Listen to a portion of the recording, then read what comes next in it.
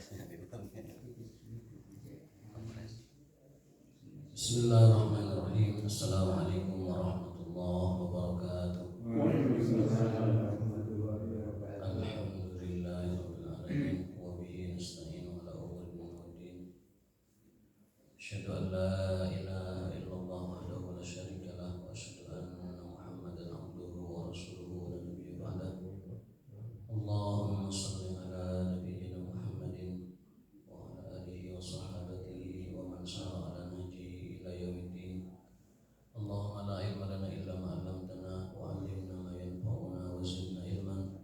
Allahumma taqabbal minna salihal a'mal, taqabbal minna salatana wa qiyamana wa ruku'ana wa sujudana wa takhashu'ana wa tadarru'ana wa taqabbal du'ana ya Allah ya Rahmanur Rahim ya Arhamar Rahimin. Bapak sekalian, jamaah salat subuh yang dimuliakan oleh Allah Subhanahu wa taala. Alhamdulillah kita telah menunaikan salat subuh berjamaah. Rasulullah SAW bersabda, "Man shalla subha fa huwa fi dhimmatillah." Barang siapa yang salat subuh, maka dia ada dalam jaminan Allah Subhanahu wa taala, perlindungan Allah Subhanahu wa taala, penjagaan Allah Subhanahu wa taala. Dalam riwayat lain disebutkan bahwasanya man shallal bardaini dakhalal jannah. Barang siapa yang salat dua waktu dingin bardain, maka dia akan masuk surga. Salatul bardaini salah satunya adalah salat subuh. Wa man shalla subha fi jama'atin kaman shalla laila. Dan barang siapa yang salat subuh berjamaah, maka dia seperti salat satu malam penuh, sebagaimana terdapat dalam riwayat Sahih Muslim. Tentunya ini semua adalah motivasi penyemangat bagi kita semua, bahwasanya orang yang menjaga sholat subuhnya berjamaah di masjid, maka dia mendapatkan faidah ataupun karomah ataupun fadilah dari Allah Subhanahu wa taala, seperti yang tadi disebutkan dalam hadis-hadis sahih Rasulullah sallallahu alaihi wasallam. Dan nanti kita berlanjut ke salat isyraq, salat subuh, lanjut salat duha. Dalam sebuah hadis disebutkan bahwa setiap manusia itu harus bersedekah 360 kali dalam sehari.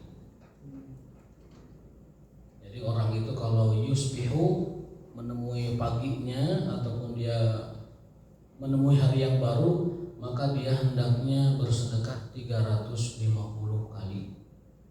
Para sahabat bertanya kepada Rasul keberatan. Laisa kulluna yastati'u dzalik ya Rasulullah. Tidak semua kita sanggup bersedekah 360 kali ya Rasul.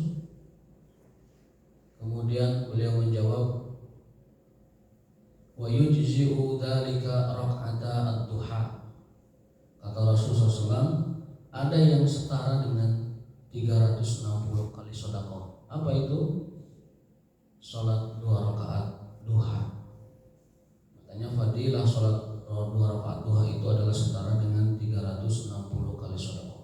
Tapi sebelum menjelaskan itu, Rasul menjelaskan bahwa sedekah itu adalah inna fi kulli tahmidatin sedekah.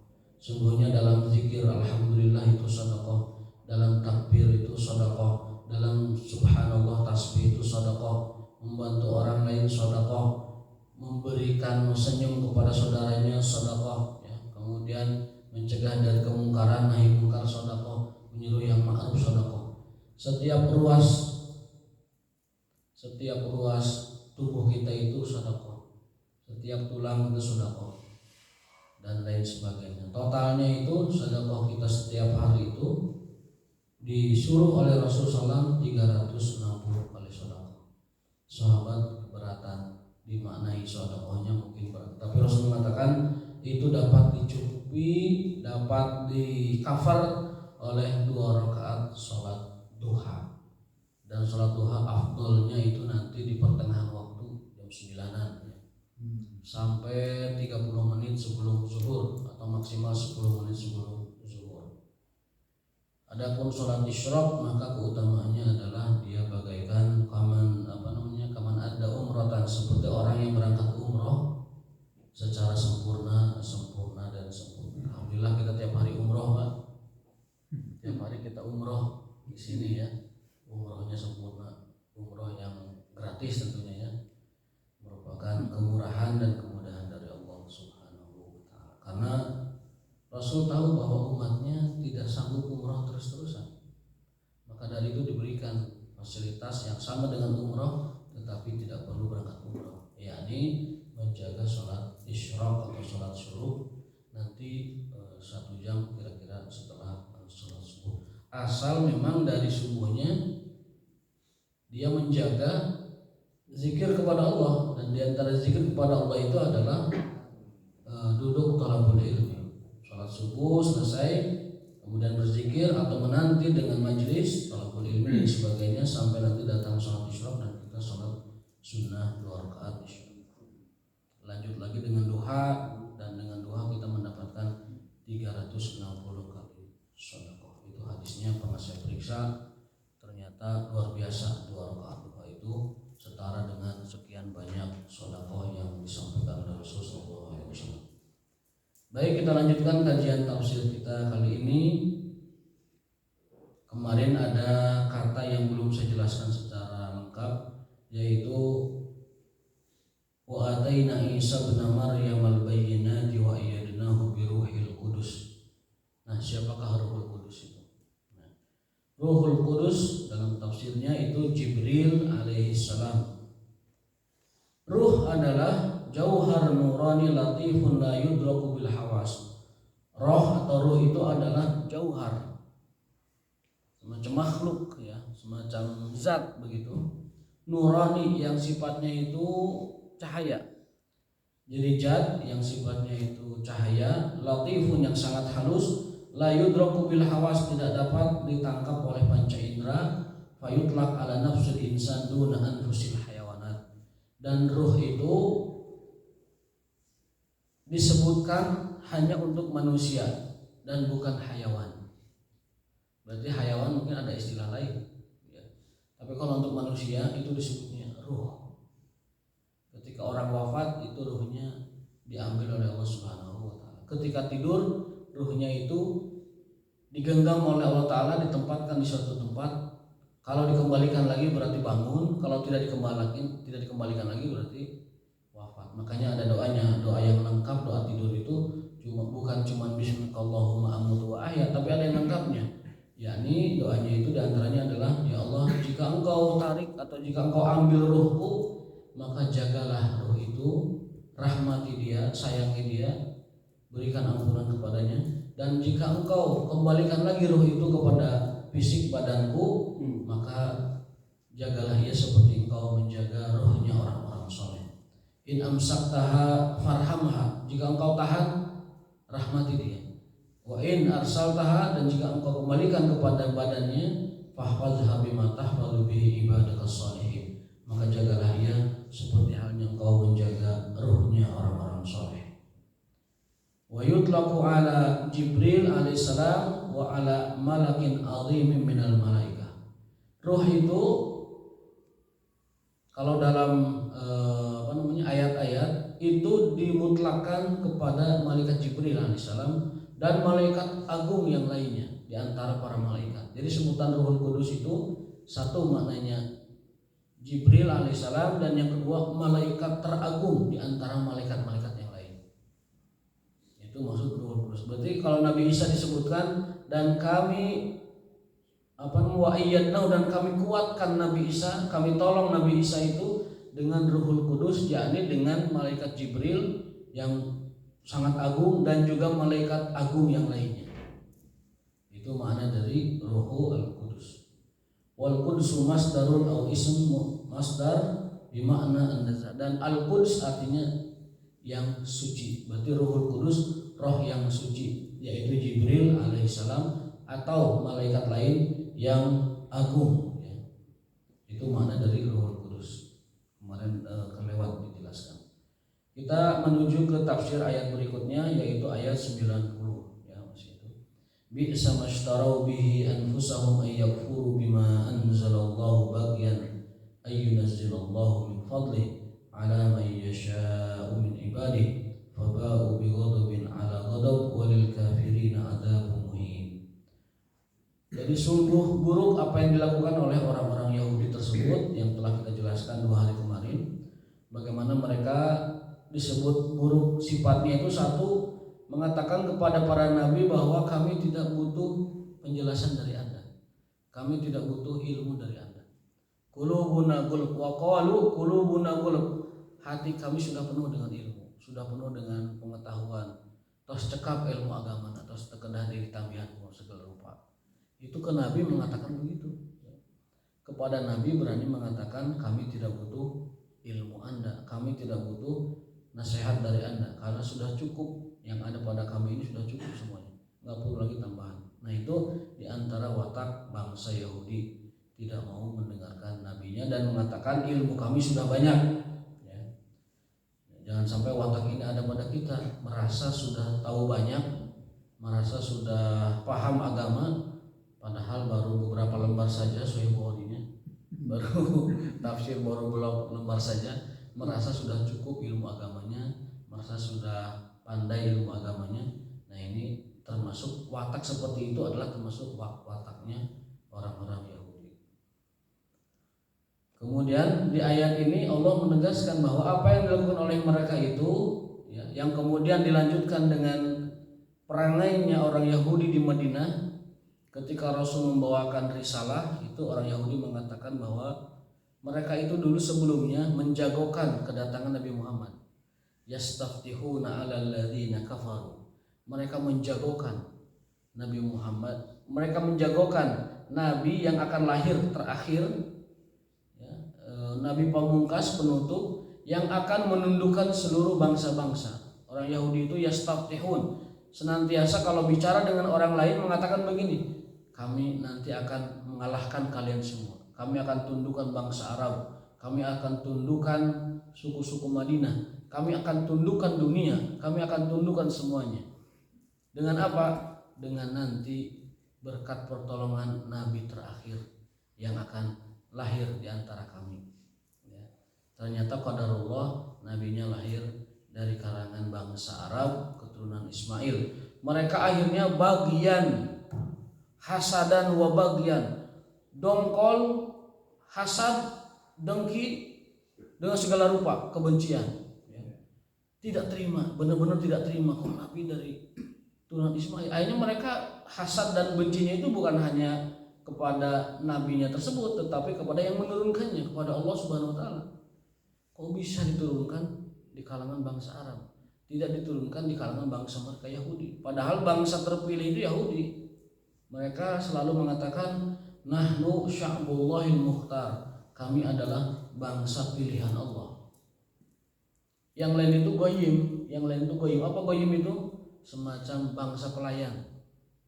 Jadi selain Yahudi itu bangsa pelayan. Mereka diciptakan pada hakikatnya untuk melayani kami orang-orang Yahudi. Nah, semacam itu.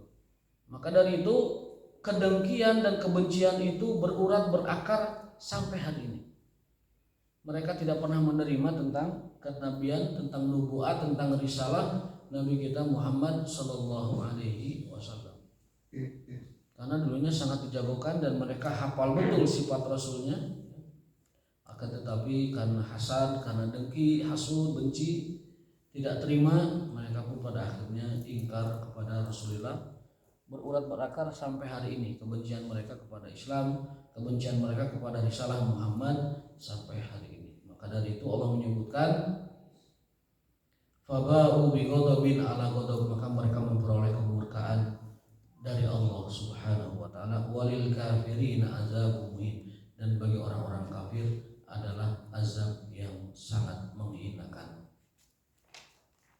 Itu ayat yang ke-90 ya, yang kemarin terlewat satu ayat belum kita jelaskan. Makanya di sini hidayatul Qur'annya atau faidah dari ayat tersebut adalah dhammul hasadi wa annahu akhul bagi wa akibatuhuma al-hirman wal kharab. Kan tetapi dijelaskan juga sebelumnya bahwa selain hasad itu pangkal keburukan, hasad itu adalah pangkal keburukan, Imam Hasan Al-Basri mengatakan ada 3 sifat yang merupakan pangkal keburukan dan kehancuran umat manusia. Yang pertama adalah al-hasad, yang kedua adalah al-hirsu, yang keempat adalah hubbud dunia. Yang ketiga hubbud dunia. Yang pertama al-hasad. 3 pangkal, salah satu umur itu adalah usulus syarri. 3 pangkal keburukan kehancuran umat manusia. Yang pertama adalah al-hasadu, hasad, iri dengki, hasud, tidak terima dengan nikmat yang Allah berikan kepada orang lain. Seperti dia sebenarnya sedang menolak dan mengingkari takdir Allah. Karena Allah membagikan rezeki, memberikan keutamaan, tidak dia terima. Yang pertama itu hasad. Maka Nabi mengingatkan, innal iyyakum wal hasad, fa innal hasad ya'kulul hasanat kama ta'kulun narul hatab.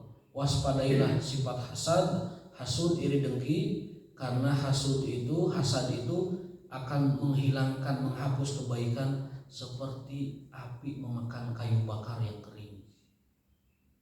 Dilalap cepat. Hasad itu paling cepat menghilangkan kebaikan kita. Segudang kebaikan kita tuh ludas sama hasad. Apa itu hasad? Hasad itu adalah raubatu zawali nikmatil abdi lahu aw li ghairihi.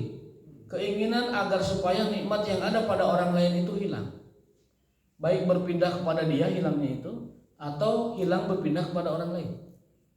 Itu adalah hasad. Pangkal keburukan, ya. Salah satu usul asyar. 3 pangkal keburukan, 1 hasad. Yang kedua adalah al-hirsu, keserakahan. Sifat tamak. Dalam pepatah Arab dikatakan bahwa afatur rijali tahta buruqit tama, masari'ur rijali tahta buruqit tama. Kehancuran manusia adalah pada sifat tamaknya, rakus, serakah, inginnya mendominasi, inginnya diambil semua, inginnya kalau bahasa Sunda mengarau kusiku, jadi serakah luar biasa, ya. Tidak mencukupkan diri dengan apa yang seharusnya dia lakukan atau dia peroleh, tetapi dia ingin lebih dan lebih, serakah. Kalau sudah serakah, hancur orang. Satu bisa ke monopoli, bukan monopoli permainan anak-anak, bukan, tapi memonopoli segala macam. Bisa juga bersaing dengan curang, bisa juga dengan hal-hal yang lain yang merupakan turunan dari sifat al-hirsu, tamak itu. Yang ketiga adalah hubbud dunia, terlalu mencintai dunia. Orang kalau sudah terlalu mencintai dunia, dunianya sampai masuk ke dalam hatinya, bukan hanya di tangannya, maka itu adalah pangkal kehancuran orang tersebut. Nabi bersabda, akan datang suatu masa umatku nanti itu seperti buih di lautan. Tada'a alaihi al-umam, bahkan diibaratkan kata Nabi seperti makanan di atas piring yang diperebutkan oleh orang-orang lapar. Umatku nanti, kata Nabi, akan seperti makanan di atas piring, kemudian diperebutkan oleh orang-orang lapar. Sahabat bertanya, amin qillatin nahnu ya Rasulullah, apakah kita ini sedikit ya Rasul? Rasul mengatakan, bal antum katsir. Enggak, justru kalian banyak waktu itu. Bal antum katsir, walakin gusaun ka gusaus air, tetapi kalian seperti buih di lautan. Buih itu dihantam ombak ke kiri, ke kanan. Buih itu tergantung arah air dia kemana, dia ikut. Nah, itulah perumpamaan umat Kanjeng Nabi, kita semua ini di suatu hari akan seperti itu. Entah sekarang sudah terjadi mungkin atau belum. Rasul mengatakan, bersabda bahwa nanti umatku akan seperti hidangan di atas nampan diperebutkan orang-orang lapar, saling mencabik, saling mengambil, saling merobek, saling menggigit, ya, saling memakan. Itu umat Rasul seperti itu nanti. Jangan terjadi di Indonesia. Wallahu ta'ala alam. Kemudian setelah itu sahabat, karena di benak sahabat rasanya seperti mustahil gitu. Umat Rasul yang segitu izah, segitu kuat, punya Quran, punya hadis, punya petunjuk, ya, punya Allah begitu. Kok bisa sedemikian lemah sampai diperebutkan bagai makanan di atas piring oleh orang-orang lapar. Sehingga mereka bertanya sederhana, apakah kita sedikit ya Rasulullah saat itu? Apakah kita ini umat ini sedikit?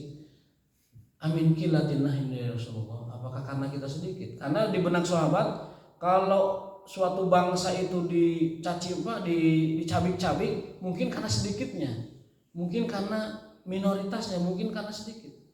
Ternyata Rasul berkata sebaliknya, bal antum katsir.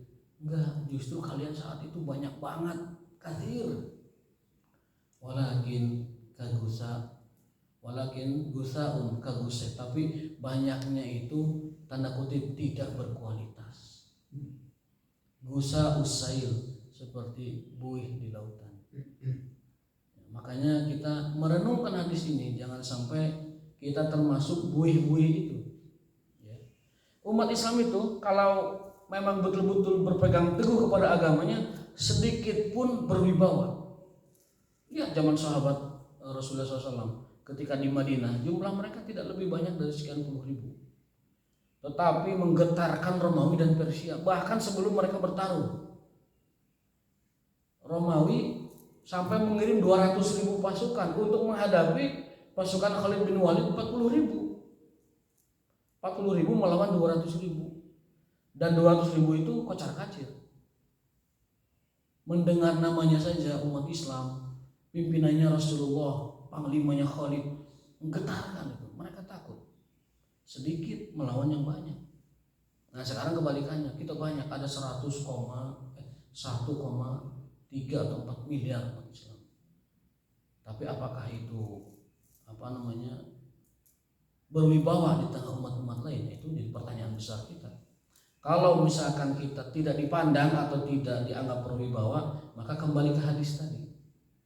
Kembali kepada hadis tadi, kita seperti umat yang terombang-ambing ke sana kemari dan tidak punya kekuatan. Sebabnya apa? Ditanya pada Rasulullah SAW. Sebabnya adalah dua, yaitu al-wahan dan hubud dunya wa karahiyatul maut. Sebab itu semua adalah karena kita, dalam diri kita ada sifat wahan. Apa itu wahan? Wahan adalah hubud dunya wa karahiyatul maut. Terlalu mencintai dunia dan takut kepada kematian. Itu di antara penyebab kenapa umat ini lemah. Karena mereka menjauhkan diri mereka dari agama, dari tuntunan agama. Muhammad Abduh, seorang pemikir Mesir, tokoh pembaharu Mesir, mengatakan bahwa orang lain maju itu karena meninggalkan kitab suci mereka. Kita terbalik, kita ini mundur karena kita meninggalkan kitab suci kita. Dan itu fakta. Kalau agama lain meninggalkan kitab suci mereka, mereka akan maju. Karena yang mereka tinggalkan bukanlah kitab dari Allah Subhanahu wa taala. Kalau umat Islam akan mundur apabila mereka meninggalkan kitab suci mereka. Makanya ada seorang tokoh di Inggris dulu mengatakan, selama mereka punya ini, menyebutkan Quran, selama mereka punya ini, kita tidak akan pernah bisa mengalahkan mereka. Berarti mereka tahu betul kekuatan kita ada pada Quran kita. Allah berfirman, walaqad anzalna ilaikum kitaban fihi dzikrukum. Sungguh kami telah menurunkan suatu kitab, di dalam kitab itu ada kejayaan kalian, ada nama besar kalian, ada wibawa kalian, Quran. Ya kan, tetapi begitulah, supaya menunjukkan di perguruan tinggi swasta Islam saja ada 30% mahasiswanya tidak bisa baca Al-Quran. Ya, gimana kita mau kembali kepada Quran kalau survei saja menunjukkan 30% kampus swasta Islam waktu itu tahun berapa saya lupa, itu tidak bisa baca Quran. Ya, ini juga PR kita. Di mana itu? Ada kampus swasta. Di Inggris? Di Indonesia. Di Indonesia ada survei menyebutkan bahwa suatu kampus di tahun berapa gitu saya lupa baca majalahnya itu 30% mahasiswanya tidak bisa baca tulis Al-Quran. Ini PR. Kalau kampus swasta Islamnya sudah begitu, apalagi yang lainnya yang awamnya begitu. Ini PR. Sampai dulu ada gerakan berantas buta huruf Al-Quran Al-Karim sebagai jawaban atau reaksi dari adanya fenomena tersebut. kita ada pada kitab suci kita. Kalau kita tinggalkan, maka kita akan hina. Berbeda dengan umat lain, kalau mereka tinggalkan kitab suci mereka, maka mereka akan maju dengan meninggalkan kitab suci mereka. Itu perkataan dari seorang tokoh besar dari Mesir, itu Syekh Muhammad Abduh. Itu yang 3 sifat itu yang Ya. Kalau sifat sombong tidak. Sifat sombong itu mungkin bisa dikatakan turunan dari itu. Turunan dari itu. Turunan bisa dari al-hirsu tadi, dari keserakahan, ketamakan, lahirlah kesombongan. Tapi pangkal semua itu adalah tadi al-hasad wal hirsu wa hubbud dunya. Iblis kenapa bisa sombong? Kan iblis itu sombong, rajanya sombong itu iblis. Iblis sombong itu karena hasad kepada penciptaan Adam. Iya. Apa perkataan iblis? Khalaqtani min narin wa khalaqtahu min tin. Anasjudu lima khalaqtatina.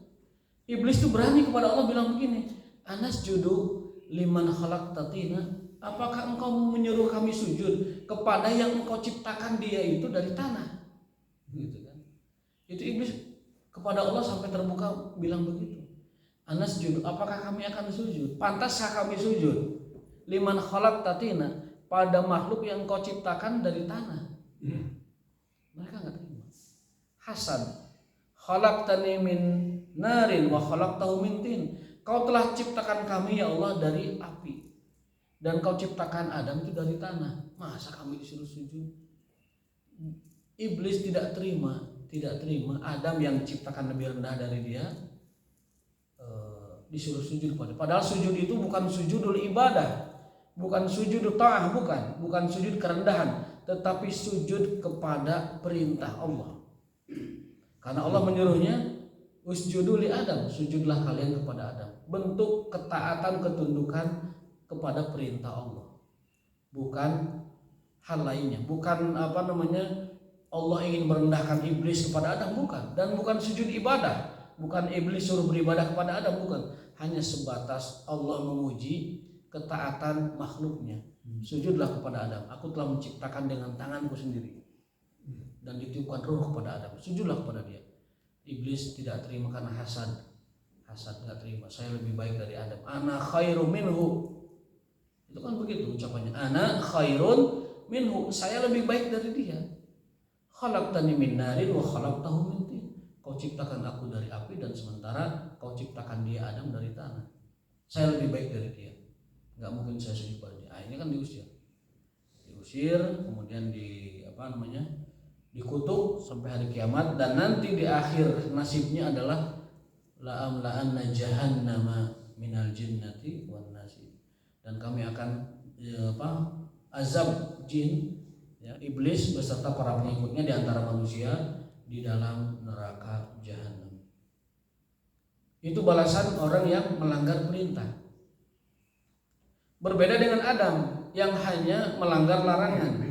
Hukumannya cuma dipindahkan dari surga ke dunia. Wahai Adam, silakan nikmati surga dengan istrimu itu Hawa, tapi satu saja, la taqraba hadhihi syajarah. Itu sebagai ujian. La taqraba hadhihi syajarah. Jangan kau dekati pohon itu. Dekati saja jangan, apalagi dimakan, kan begitu. Makanya syariat Allah itu senantiasa preventif. Dalam Quran tidak ada kata yang menyebutkan jangan kau lakukan zina. Tidak ada. Mau dicari kemana juga ayat itu nggak ada. Jangan kau lakukan zina itu nggak ada. Ayatnya apa? La taqrabuz zina. Jangan kau dekati zina. Kias aulanya atau analogi prioritasnya adalah mendekati saja tidak boleh, apalagi melakukannya. Mendekati saja tidak boleh, apalagi melakukannya. Nah, yang tadi itu Nabi Adam, jangan kau dekati, la taqrabah hadhihi syajarah, jangan kau dekati pohon itu. Tetapi Adam lupa dan tidak punya kesungguhan. Walaqad ahidna ila Adam min qablu fanasiya wa lam najid lahu azma. Surat Thaha ayat 31. Dan kami telah perintahkan Adam sebelumnya untuk tidak mendekati pohon itu, tetapi Adam lupa, fanasiya, lupa dengan perjanjian itu, dengan perintah Allah itu. Walam najid lahu azma, dan kami tidak menemukan Adam itu punya kesungguhan, bersungguh-sungguh untuk meninggalkan pohon itu.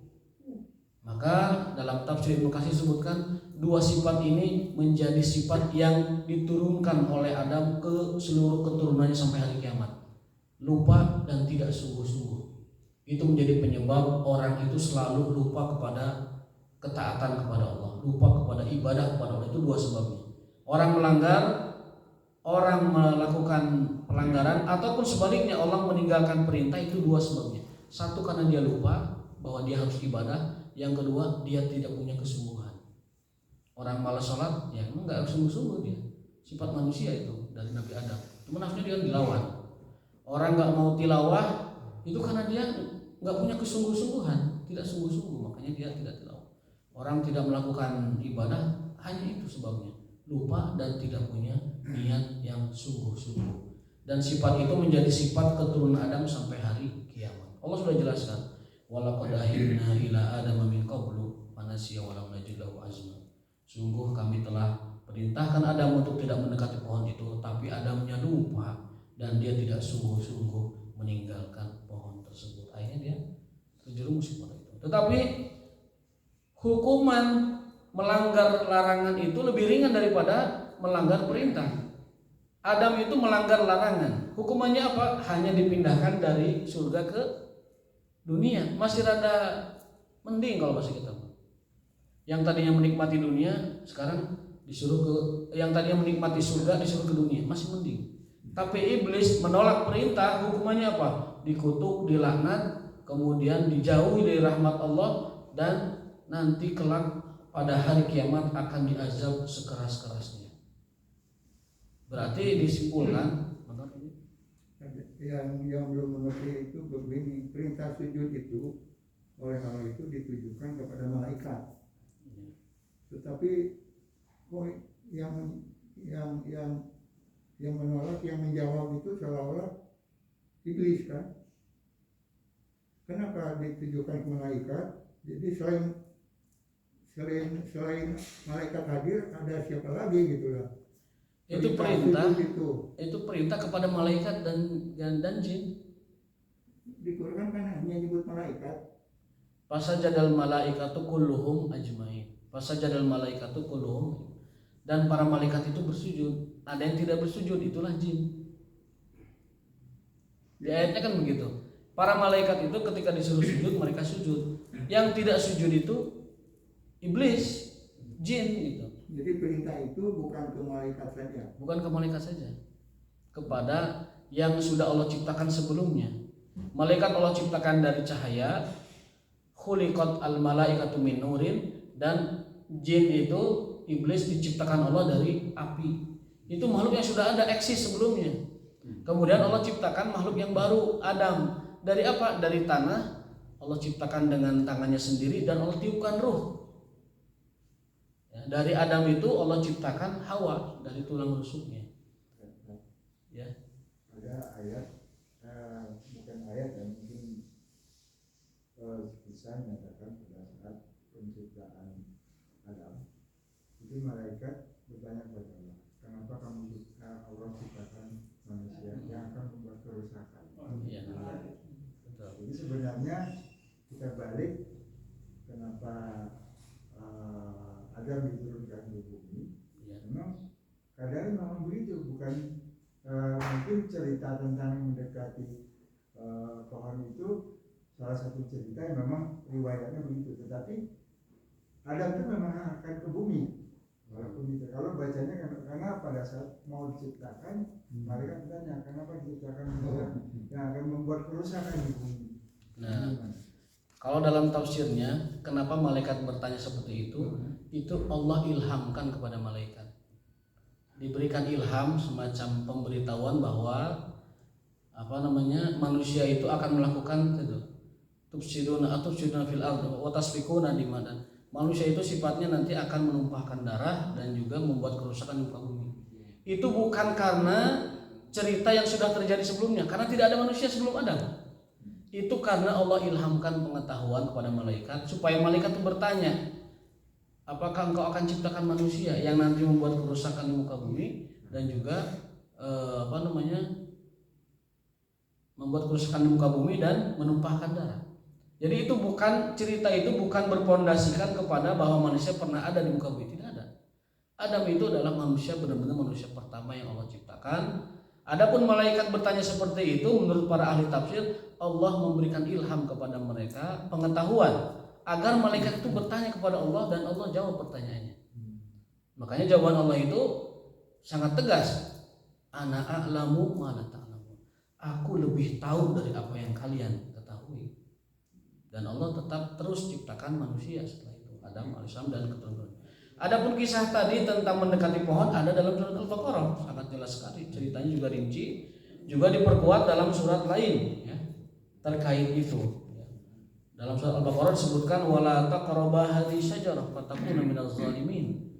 Janganlah engkau sekali-kali dekati pohon itu karena itu akan kamu terjerumus kepada perbuatan zalim. Dalam ayat lain, surat lain disebutkan bahkan setan itu, jin itu sampai menggoda Adam. Menggodanya begini, kamu itu dilarang mendekati pohon itu karena apa? Karena kalau kamu makan pohon itu, kamu akan wa mulkin la yabla. Kamu akan terus hidup di surga dan tidak akan tidak akan musnah. Itu adalah propaganda godaan setan kepada Adam alaihissalam. Kalau kamu makan pohon itu, kamu akan abadi di surga. Tetapi ya tadi karena Adam itu lupa dengan perintah larangan Allah itu dan dia tidak punya kesungguhan, akhirnya Adam pada akhirnya mendekati pohon itu dan ya Allah pindahkan Adam. Jadi Allah memindahkan Adam ke dunia itu, kata Ibnu Qayyim rahimahullah, adalah hukuman tentang pelanggaran Adam melanggar larangan Allah. Dan jin juga diusir dari dari surga itu karena pelanggaran dia terhadap perintah Allah. Ibnu Qayyim menyimpulkan bahwa dosa melanggar perintah lebih berat daripada dosa melanggar larangan. Dosa tidak sholat lebih besar daripada dosa minum khamr. Paham adik? Paham? Dosa tidak sholat lebih besar daripada dosa minum khamr. Jangan diartikan sepihak ya. Dosa tidak sholat itu dosa melanggar perintah.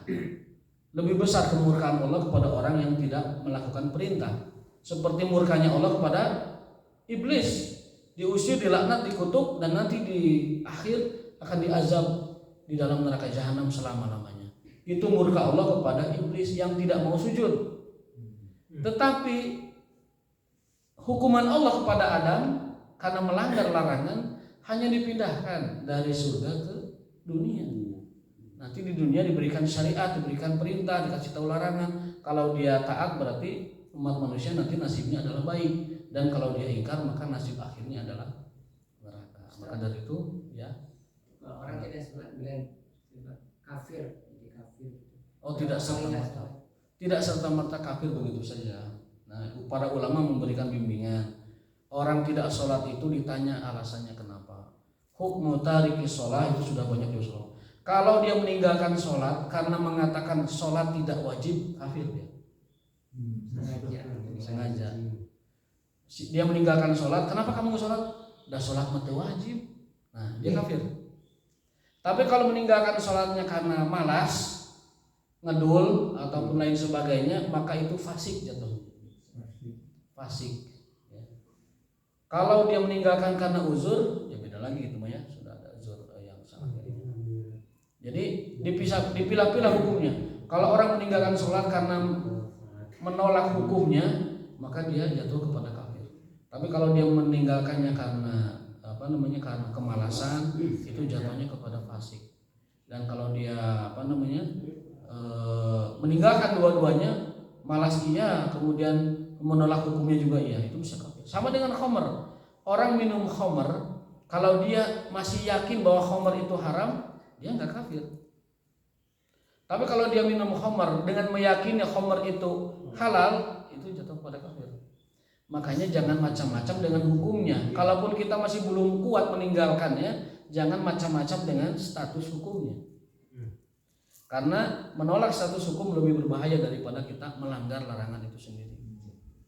Itu rincian dari.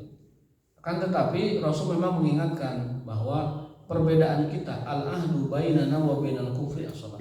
Bedanya kita dengan orang kafir itu adalah salat. Bedanya kita dengan orang kafir adalah salat.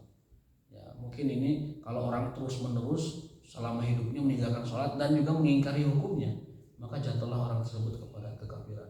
Kalau masih yakin hukumnya tapi malas, itu fasik jatuh. Mudah-mudahan bermanfaat. Ya, tadi kisah tentang Adam alaihissalam dan juga iblis beserta hikmah yang kita petik dari. Yang penting kita selalu ya berusaha untuk menaati perintah Allah dan sekuat mungkin meninggalkan larangan Allah. Semoga bermanfaat. Subhanakallahumma wa bihamdika asyhadu an la ilaha illa anta astaghfiruka wa atubu ilaik. Assalamualaikum warahmatullahi wabarakatuh.